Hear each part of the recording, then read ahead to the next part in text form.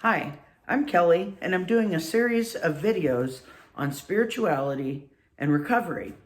I'm a former social worker and a former pastor, and I'm now working in recovery ministry.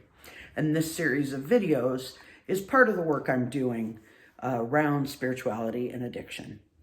So in my last video, I talked about the idea of the law of love, and a couple people seemed really interested in that concept. So I thought I would do a video today on loving one another and on why I think the law of love is so important.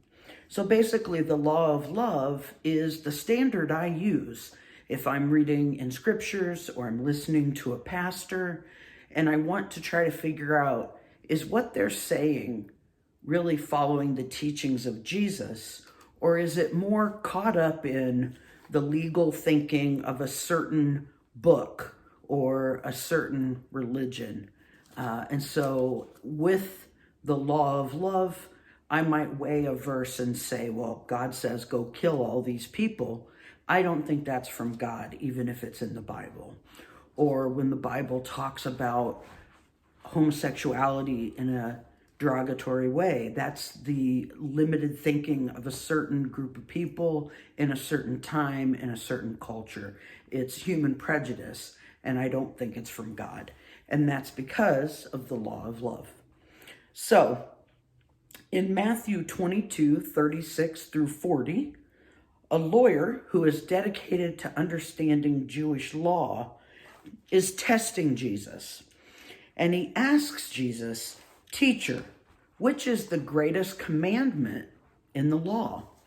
And the law would be the 10 Commandments, but also a series of guidelines, rules, laws that are found in the Jewish scriptures in some of the books that Christians might call the Old Testament. So Jesus replied to this, "Love the Lord your God with all your heart and all your soul and all your mind. This is the first and greatest commandment, and the second is like it. Love your neighbor as yourself. All the law and the prophets hang on these two commandments." So the law and the prophets are what the Jewish people based their lives upon. It's their guidelines for how to live and how to worship. And Jesus is saying that all of this, the law, prophets, worship, all of these things come down to love. If you truly love God, yourself, and others, you will be innocent of any sin. Now, I mentioned loving yourself because when Jesus commands that we love neighbor as self, this is based on the assumption that we love ourselves. If we don't love ourselves, then we just might not be able to rightly love others or even God.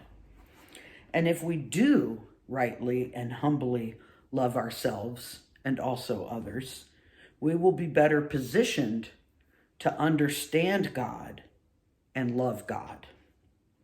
And also, if we love and trust God, we will be better able to love ourselves and our neighbors.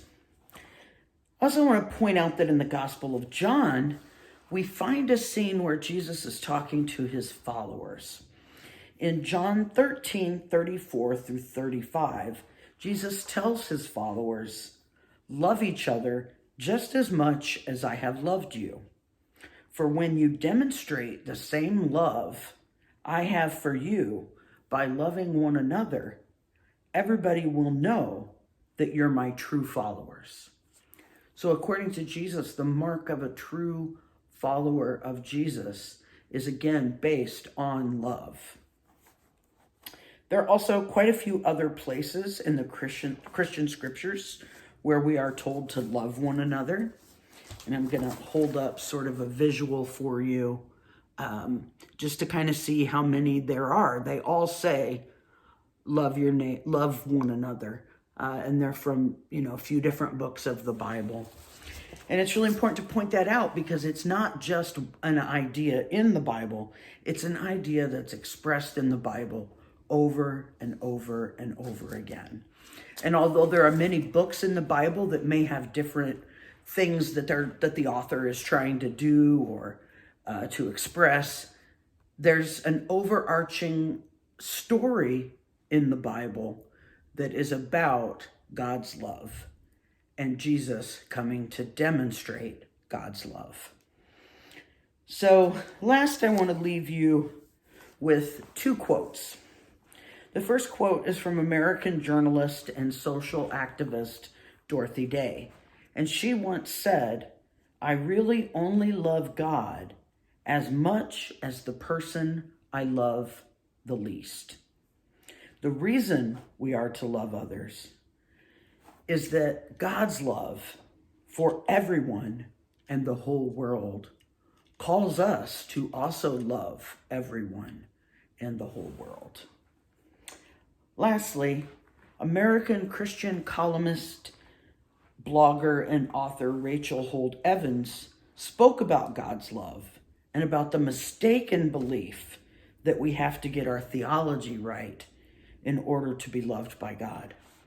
She said, "It's a frightful thing, thinking you have to get God right in order to get God to love you. Thinking you're always one error away from damnation. It's a kind of legalism, really."